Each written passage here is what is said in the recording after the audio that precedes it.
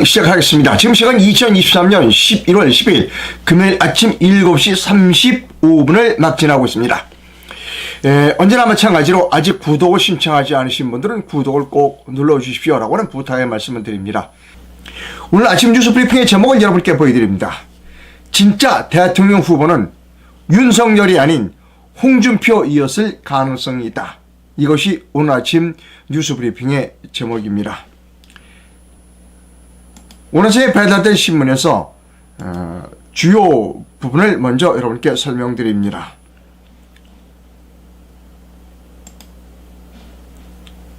자,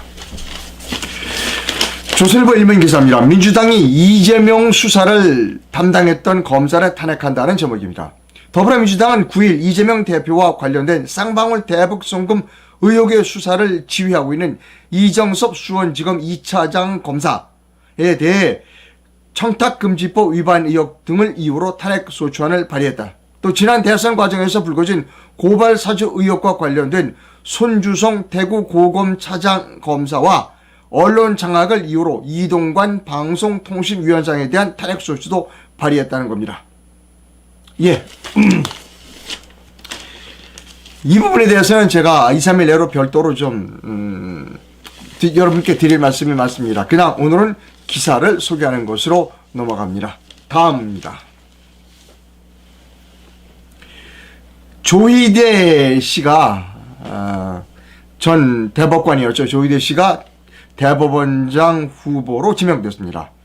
어제 기자들 앞에 나섰습니다. 이야기를 들어보도록 하겠습니다.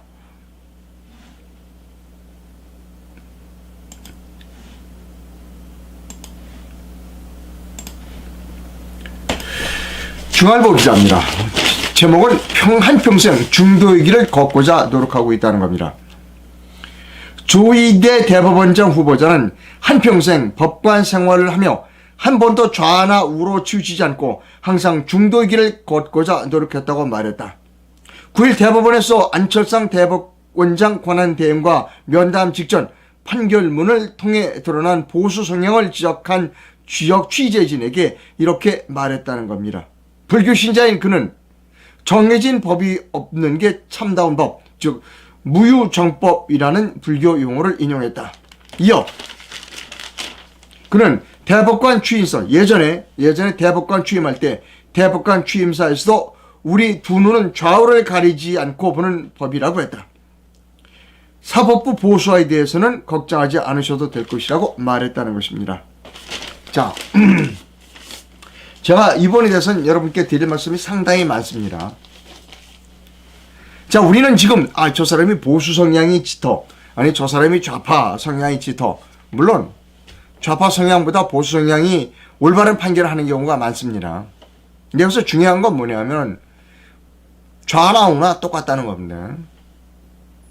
여러분 착각하면 안 돼요. 조희대가 옛날에 판사할 때 뭐 좀 우파에게 유리한 공정한 판결을 많이 내는 건 사실입니다. 뭐 우파에게 뭐라기보다 하여튼 공정한 판결을 많이 내린 건 사실이에요. 조희대. 그건 우리가 인정해야 돼요. 그렇다고 해서 조희대가 훌륭하다라고 말할 수 없다는 겁니다. 지금 우리에게 필요한 사람은 중도의 길을 가는 보수, 중도, 이거 의미 없다는 겁니다. 우리가 지금 법관에 요구하는 것은 개혁이라는 겁니다. 개혁.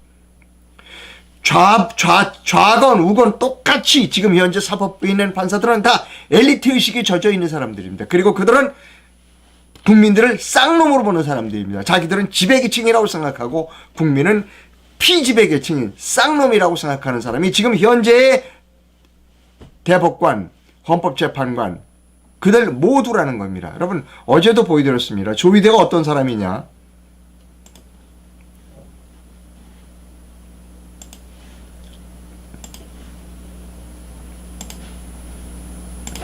이 도표가 조희대가 누군지를 말해줍니다. 이것은 뭐냐면 대법원에 올라오는 상고심을 읽어보지도 않고 쓰레기통으로 버려. 여러분 오죽 답답하면 대법원까지 상고를 했겠어요. 많은 비용을 들여서. 대법원에 올라오면 인지대를 2배나 내요. 1심에 2배를 내요. 그런데 읽어보지도 않고 버려. 그건 뭐예요? 횡령이죠. 거기에 또 띄어먹은 겁니다. 안 읽어봐. 왜? 시간이 없다는 이유로 안 읽어봐. 그리고 버려. 그 비율이 조의대가 80.8%입니다. 차라리 조지훈은 23%, 고영안이라는 번째는 20%밖에 안 돼요. 제가 이것을 얘기하느냐, 이 읽어보지도 않고 쓰레기통으로 버리는 상고심으로 올라오는 대법원에 제발 좀 재판 좀 해주시오라고 인지대를 2배씩이나 내고 올라오는 사람들을 짓밟은, 읽어보지도 않고 쓰레기통으로 처박은 장본인이 누구다? 조의대라는 겁니다. 이 조의대를 비롯한 많은 대법관, 뭐 거의 다라고 보면 돼요. 이들은 쌍놈들 거 인권, 재판권 필요 없어. 나 시간 없어. 퇴근해야 돼. 이게 조의대입니다, 여러분. 착각하면 안 돼요. 착각하면 안 됩니다. 조의대라는 사람이 여러분들을 어떻게 평가하느냐? 너희들은 쌍놈이야. 너희들은 무슨 재판을 3심까지 봐달라고 그래. 그냥 2심 받고 끝내. 이게 조의대라는 거예요. 그게 다 마찬가지입니다. 김명수 뭐 다 마찬가지예요. 양승태 다 마찬가지입니다. 양승태가 제일 심한 인간입니다. 여러분 착각하면 안 돼요. 우리가 조의대가 좀 공정한 판결 몇 개 내렸다? 그래서 조의대가 올바른 사람이다. 천만의 말씀이라고 내가 수십 번 말씀드립니다. 왜 그럼 이런 짓을 왜 하느냐? 돈 때문에 하는 겁니다. 돈 때문에. 이거 쓰레기통으로 들어가지 않기 위해서는 전관을 사야 되는 겁니다. 전관 변호사를 사야 돼요. 그럼 어떻게 되느냐? 전관 변호사는 1년에 100억 벌어요. 조의대 역시 돈을 벌기 위해서 이따구 짓거리를 하는 거예요, 여러분. 쓰레기통에 들어가지 않으려면 전관 변호사에 사야 돼요. 도장 찍는데 5천만 원, 그리고 제대로 하는데 수억 원을 벌어요. 조의대 마찬가지라니까요. 양승태, 김명수 다 마찬가지예요. 바쁘대. 그럼 뭐야? 바빠서 재판을 못해서 쓰레기통으로 버려? 늘려야죠. 늘려야 됩니다. 자,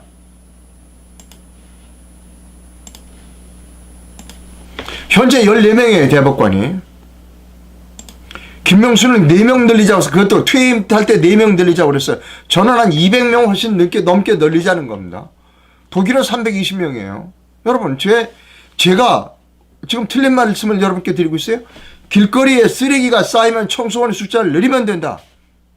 대법원에 재판해달라는 재판 건수가 쌓이면 대법관을 늘리면 된다. 근데 왜 못 늘려?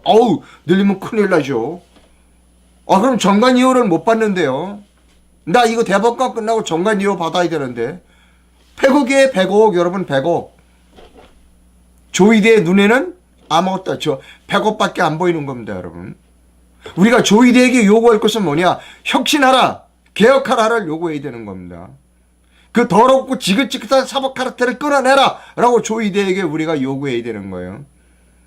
여러분 착각하면 큰일 납니다. 조의대 다시 보여드려요. 100억입니다. 100억. 예? 제가 지워버렸네요.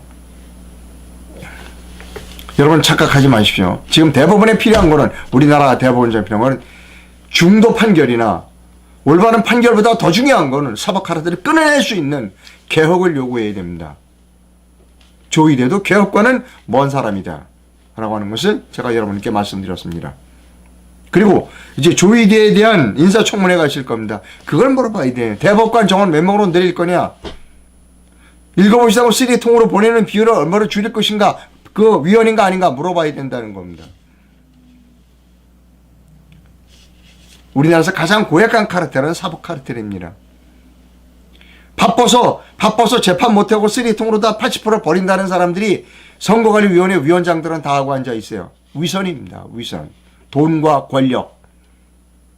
국민 눈앞에도 없습니다. 니까지 것들이 뭐. 이게 우리나라 사법부입니다. 착각하지 마세요, 국민 여러분. 자, 그 다음.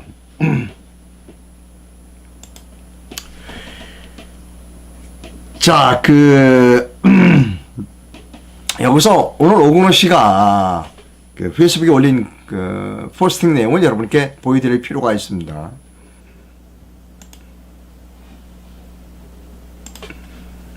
이게 지난 그 지방선거에서 남양주 투표수를 지금 얘기하는 겁니다. 자, 들어가면 이제 도지사 투표용지, 그 다음에 시장 투표용지 이렇게 받겠죠. 뭐 여러 장을 받습니다. 이제 뭐 의원, 도의회 의원실은 여러 장을 받아요. 그런데 투표자 수를 보자고요. 남양주시입니다. 남양주시에 투표수가 도지사는 29만 9,336명이에요. 근데 시장은 2만 9,347명입니다. 11명이 더 많아요. 시장 선거한 사람이. 투표용지는 똑같이 나눠줬어요. 쉽게 설명드리면 투표용지를 도지사 투표용지 100장, 시장 투표용지 100장을 나눠줬는데 결과를 나눠보니까 시장 투표용지가 11장이 더 많아. 부정선거입니다. 부정선거입니다. 똑같이 나눴어요. 자, 이거 도지사 투표한 사람이 22만 9,336명, 시장에 투표한 사람이 22만 9,336명, 11명이 더 많아. 시장에 투표한 사람이. 자, 또 재밌는 건 뭐냐면 남양주 시민 15,202명이 주광덕 시장에게, 시장은 주광덕을 찍고 우파 시장을 찍고 그 다음에 도지사는 김동연을 찍었어요. 또 거꾸로 김동연을 찍은 9,735명이 좌파 시장인 김동연을 찍고 좌파 도지사 김동연을 찍고 시장은 우파 주광덕을 찍었어요. 이것을 크로스 보팅, 교차 투표를 한다고 그래요. 일관되게 도지사나 시장이나 똑같이 민주당이면 민주당, 국힘이면 국힘을 찍은 게 아니라 그 도지사와 시장을 이렇게 당을 바꿔서 찍는 걸 크로스 보팅이라고 합니다. 남양주시 크로스 보팅은 24,937명입니다. 전체 투표자의 8.33%가 크로스 보팅을 했어요. 이건 뭐죠? 부정선거입니다. 부정선거예요. 오건호 대표가 이렇게 분석하고 있습니다. 오건호 대표의 분석 내용을 여러분께 보여드립니다.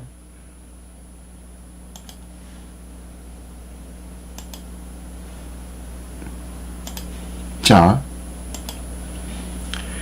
남양주시 전체 투표인 수는 도지사가 22만 9,330명인데 시장이 11표가 더 많은 29만 9,347명이다. 투표인 수가 11명 남는다.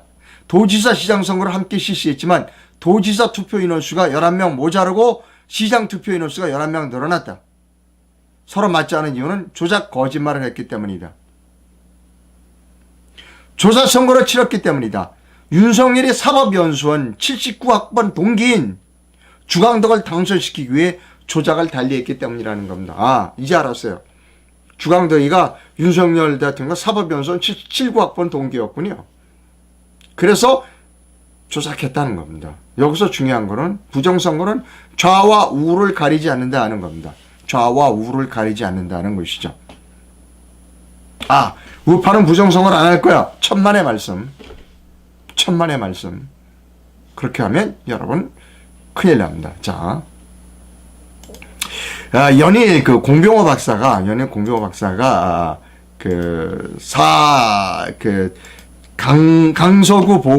강서구청장 보궐선거 결과를 두고 윤석열 대통령을 비난하고 있습니다. 왜 수사하지 않느냐? 4.15 부정선거에 대해 수사하지 않느냐? 또 윤석열 대통령은 왜 의심을 받는가? 라고 하는 부분을 보도하고 있습니다. 자, 제가 여기서 제목을 다시 한번 보여드립니다. 오늘 아침 뉴스 브리핑의 제목을 여러분께 다시 한번 보여드립니다. 이게 제목입니다. 지난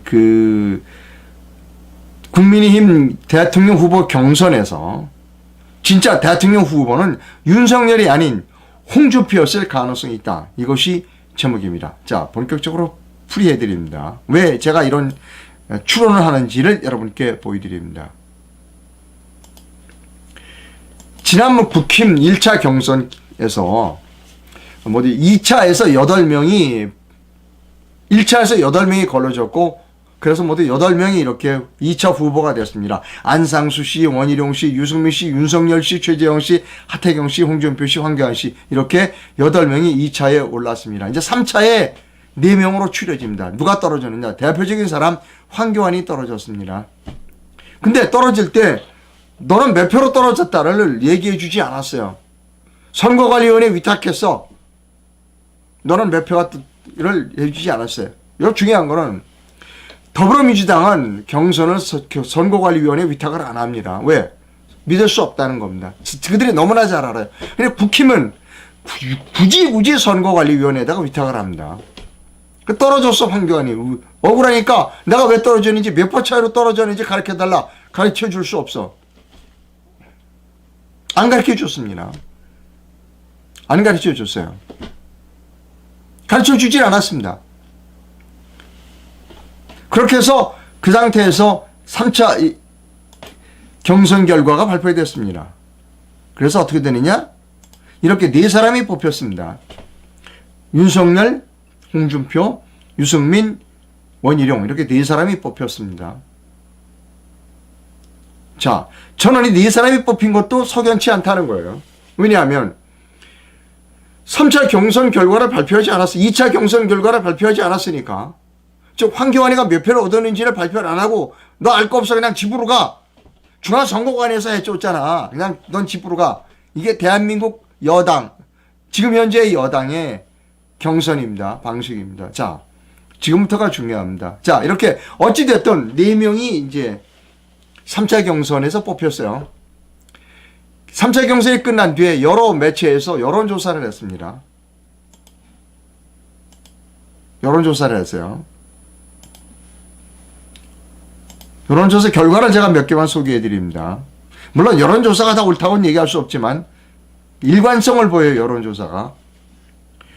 홍준표가 30.2, 윤석열이 21.8입니다. 여론조사 결과. 또 다른 여론조사를 여러분께 보여드립니다.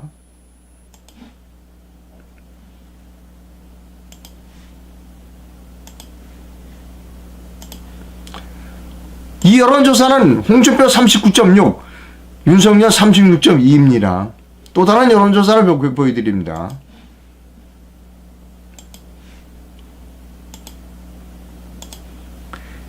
이 여론조사는 홍준표 27.1, 윤석열 22.8입니다. 또 다른 여론조사 결과를 여러분께 보여드립니다.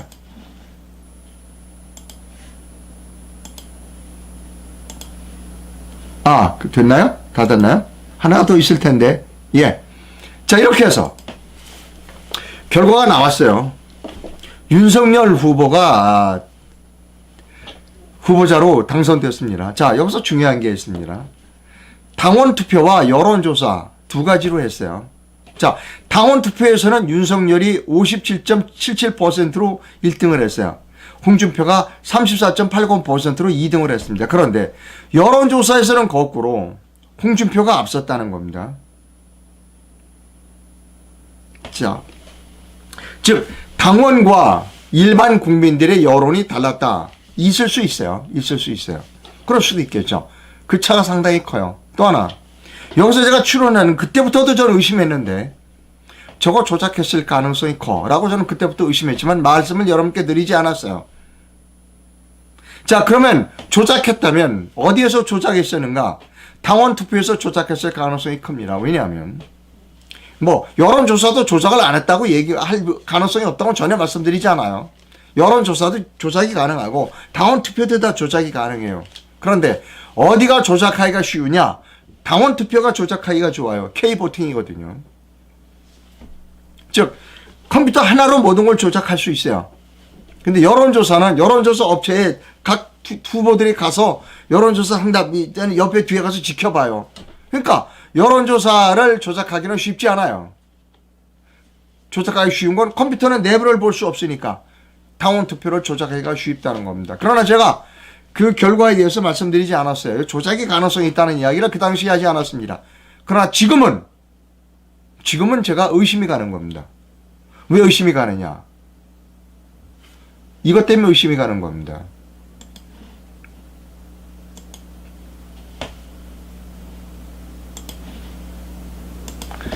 공명호 박사가 얘기했듯이 사전투표가 부풀리게 됐다. 부풀리게 됐다. 그래서 사전투표가 강서구청장 선거에서 7.5% 사전투표 숫자 하지도 않은 사람이 부풀리가 돼서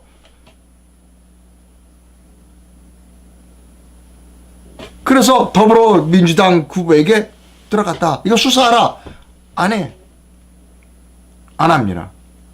안 하는 거예요. 그러니까 희한하다. 아니 왜 안 하지? 아 뭔가 약점이 잡혀있을 가능성이 크다는 겁니다.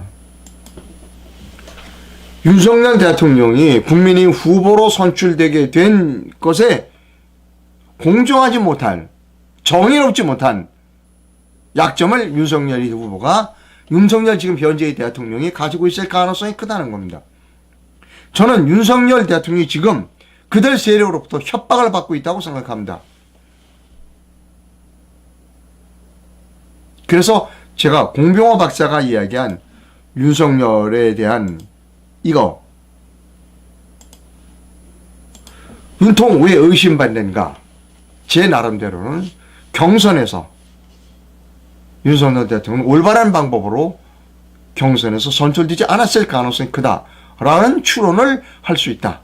아니면 대답하세요, 윤석열 대통령. 아니면 수사하세요. 사회로 보는 거 수사하면 돼요. 지금 많은 사람들이 거의 다가 윤석열은 경선에서 올바르게 선출되지 않았다라고 하는 추론을 한다는 것입니다. 민주당은 중앙선거관리위원회에 맡기지 않아요. 또 한 사람이 있습니다, 여러분.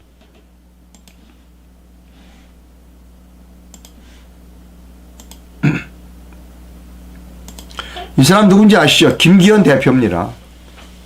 김기현 대표가 대표 될 때도 중앙선거관리위원회에 위탁했어요. 그리고 투표자 수 이런 거 공개하지 않았습니다. 득표. 지금 두 사람이 입을 다물고 있어요. 윤석열과 김기현. 부정선거에 대해서 윤석열과 김기현 두 사람 다 입을 다물지 않고 있어요. 두 사람 다 공통점이 있을 수 있다는 겁니다. 중앙선거관리위원회의 보훈 혜택을 받았을 가능성이 크다.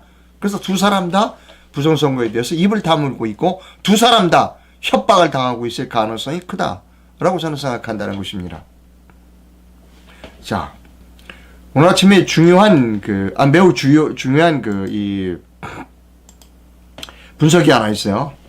예, 동아일보의 이기용 기자가 이런 칼럼을 썼습니다. 죄송합니다. 제목은 인사하는 거 보니 윤정만 달라졌다는 말이 나오게 해야 한다는 제목인데 주요 부분만 제가 설명을 드립니다. 이기용 기자가 내년 4월 10일 총선 결과를 예측을 했어요. 이렇게 예측했습니다. 큰 글자로 옮겨놓았습니다. 자, 이기용 기자의 주장입니다. 선거 전문가들은 내년 4월 10일 비례대표를 합쳐서 국민의힘은 100석에서 120석을, 민주당은 130에서 140석을, 제3지대와 신당은 30석 안팎을 받을 것이다 라고 분석을 했어요. 과반을 못 넘는 겁니다. 모두. 그러나 국힘당은 100석에서 120석밖에 못 얻어. 즉 민주당이 표를 더 많이 얻을 거야 라는 겁니다. 왜냐하면 윤석열 인사를 비판할 때 흔히 검찰 출신 중용을 비난하지만 실제로 가장 큰 문제는 편한 사람 위주의 인선이었다. 그러다 보니 관료 출신이 대거 중용됐다. 그 결과 대통령실에서 쓴소리가 사라지고 정무 기능도 거의 마비됐다. 이 얘기는 뭐냐면 대통령실에 모두 아첨꾼인 간신들이 100%다. 용산 대통령실에 전부 간신들만 가득 차 있기 때문에, 그리고 윤석열 대통령 간신만 좋아하기 때문에 이런 결과를 가져올 것이다. 민주당보다 의석이 떨어질 것이다 하는 분석입니다. 그런데 이기용 기자는 부정선거의 가능성에 대한 변수를 집어넣지 않았습니다. 즉 이기용 기자의 분석과 달리 공병호 박사는 분석을 달리하고 있습니다. 아니야, 민주당이 200석 넘어 라고 하는 것이 공병호 박사의 분석입니다. 아까도 보여드렸어요. 이대로 내비두면 문재인 대통령, 윤석열 대통령이 선거 문제를 그냥 내버려 두면 내년에는 더불어민주당 200석 넘어 214석까지 될 수 있어. 그러면 윤석열 대통령은 탄핵될 거야 라는 겁니다. 주류 언론의 기자와 그리고 공병호 박사의 주장은 굉장한 차이가 있습니다. 다시 보여드려요. 공병호 박사는 200석을 더불어민주당이 넘어 탄핵선을 넘어 라고 했고, 동아일보의 이기용 기자는 민주당은 130에서 140석이야 라고 했습니다. 여러분, 누구의 말이 맞는지는 내년 4월 10일 선거가 끝난 뒤에 한번 확인해 보시도록 하면 될 것 같습니다. 다음으로 갑니다.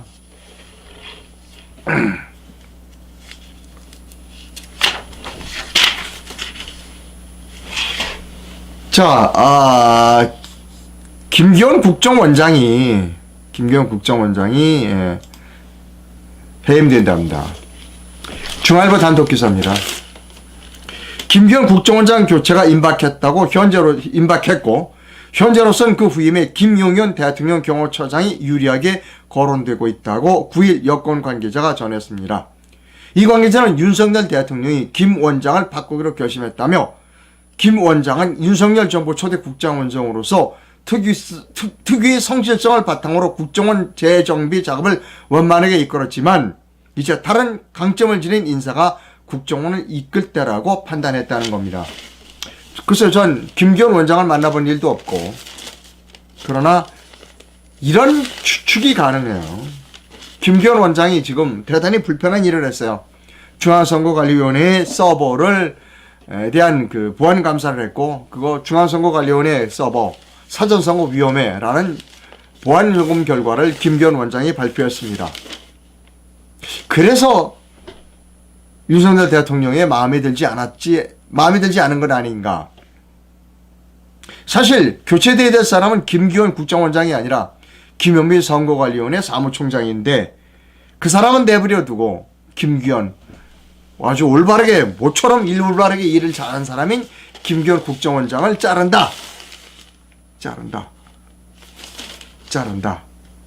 중앙일보는 김기현 다음에 김용현 현재 경호처장이 유력하다고 그랬는데, 그 김기현 현 경호처장은 대통령이 충암고등학교 1년 선배다라고 보도하고 있습니다.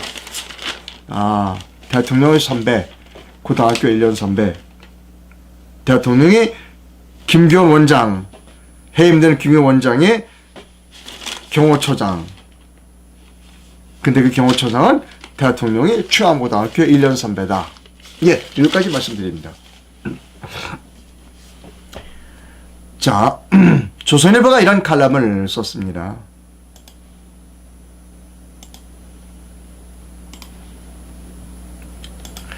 전성철 이라는 분은 그 변호사이십니다. 가끔 조선일보에 가끔이 아니라 자주 기고를 하시는 분인데, 연설이 아니라 질의응답이 필요하다라는 제목입니다. 주요 부분만 여러분께 읽어드립니다. 윤 대통령의 가장 큰 약점 중 하나가 대야당 공격에 약하다는 점이다. 도대체 야당이 한 방을 먹일 수 있는 기회가 사실상 전혀 없다. 야당을 구태여 의도적으로 심하게 공격할 필요도 없다. 기자 질문에 대한 답으로 하면 된다. 서쪽 핵심을 던져버림으로써 야당을 납작하게 만들 길은 얼마든지 있다. 미국 대통령도 그런 것을 잘한다. 오늘날 기자회견을 전혀 하지 않는 국가적 리더는 시진핑, 푸틴, 김정은, 그리고 윤석열. 다시 오늘날 기자회견을 전혀 하지 않는 국가 대통령은 시진핑, 푸틴, 김정은, 그리고 윤석열. 왜 기자회견을 안 하는지 아십니까? 기자회견을 하면 이제 복잡한 질문이 들어올 겁니다. 윤석열 대통령 초기에는 좌파 언론도 윤석열에게 이거는 질문하지 않았습니다. 무엇을 질문하지 않았느냐. 태블릿 PC 왜 조작했죠? 라는 질문을 좌파 언론은 그때는 안 했어요. 그러나 지금은 할 거예요. 이제 윤석열이 기자회견 한다 그러면 이제 좌파 언론은 태블릿 PC 그거 왜 조작했어요? 라고 질문할 거라는 겁니다. 답할 자신이 없는 겁니다. 이제 부정선거 왜 수사 안 해요? 라는 질문이 나올 가능성이 커요. 그러니까 도망가는 겁니다. 이게 여러분 윤석열입니다. 여러분, 다음 주 목요일 날 매우 중요한 일이 있습니다. 수십 번 보여드렸습니다. 문명국, 우리처럼 대한민국 같은 미개국, 대한민국 같은 저개발 국가, 대한민국 같은 후진국의 판사들은 이거 잘 보여요. 그 위원장, 누가 누구에게 뭘 준다, 이거 잘 보여요. 그러나 문명국의 판사들은 인정하지 않습니다. 글자가 명확하게 보이지 않으면 증언으로 대신할 수 없다. 이게 문명국, 선진국 판사들의 일관된 견해입니다. 대한민국 후진국, 대한민국 같은 아주 후진국 판사들이 이거 잘 보인다고 그러는 겁니다. 그래서 11월 16일 오후 2시 15분에 서울중앙지법 동관 558호에서 이 자필위원장을 판사가 읽을 수 있는가 없는가를 검증합니다. 여러분 많이 와서 보시기 바랍니다. 거듭 말씀드리지만 후진국 대한민국 법원의 판사는 이거 잘 보인대요. 여러분 11월 16일 2시 16분 서울중앙지법 동관 558호에 와서 얼마나 대한민국 판사들이 유능한 판사들인지 확인하시기 바랍니다. 자, 이대로 두면 양당 정치 보세요. 지금 뭐 탄핵한다고 난리잖아요. 야당 대표 수사했다고 검사 탄핵한다고 난리칩니다. 이런 양당 정치를 그대로 두면 대한민국은 망합니다. 이제 제3당이 나와야 돼요. 이렇게 말씀하시는 분이 있어요. 아, 이상로 씨, 당신 취지는 알지만 안 돼요. 우리나라 사람들은. 우리나라 사람들은 1당 아니면 2당 찍는다니까. 예, 그러니까 나라가 망하는 겁니다. 그래서 망하는 겁니다. 나라를 망하게 만들어두면 안 됩니다. 이제 제3지대가 나와야 합니다. 내일로 미래로 해서 내년 4월 10일 총선 출마자를 모시고 있습니다. 이 전화번호로 전화 주시거나 문자를 주시면 감사하겠습니다. 여러분, 나라를 망하게 둬서는 되겠습니까? 우리나라 양당 체제를 그대로 두면 나라가 망합니다. 그런데 아직도 많은 사람들이 안 돼. 우리는 1당 아니면 2당을 찍어. 그래서 대한민국이 망하는 겁니다. 이제 망하는 대한민국을 살리는 길은 1당, 2당이 아니라 제3당, 제3지대, 제3당을 눈여겨봐야 한다는 겁니다. 좋은 하루 보내시기 바랍니다. 시청해주신 시청자 여러분 대단히 감사합니다.